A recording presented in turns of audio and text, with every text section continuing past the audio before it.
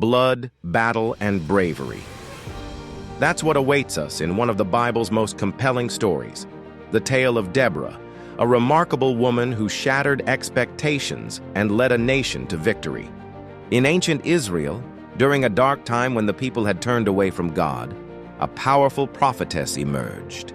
Deborah wasn't just any leader. She was a judge, the only female judge mentioned in the Bible, who would sit beneath a palm tree settling disputes and guiding her people with wisdom and divine guidance.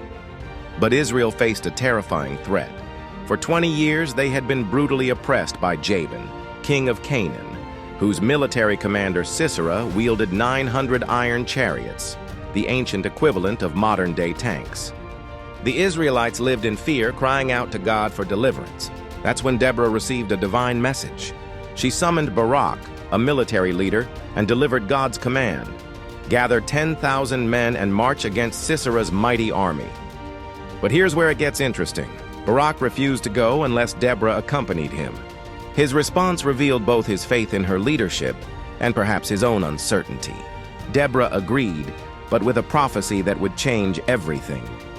"I will surely go with you," she said, "but the honor will not be yours, for the Lord will deliver Sisera into the hands of a woman."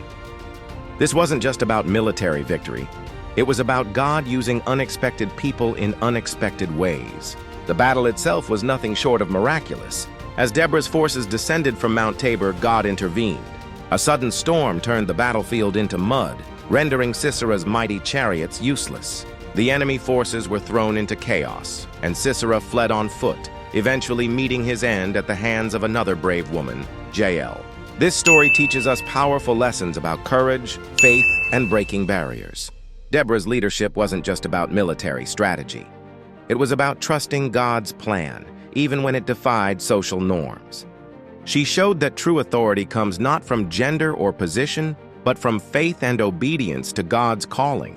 In a world that often questions who can lead and who can't, Deborah's story reminds us that God's power works through anyone who's willing to stand up and answer his call.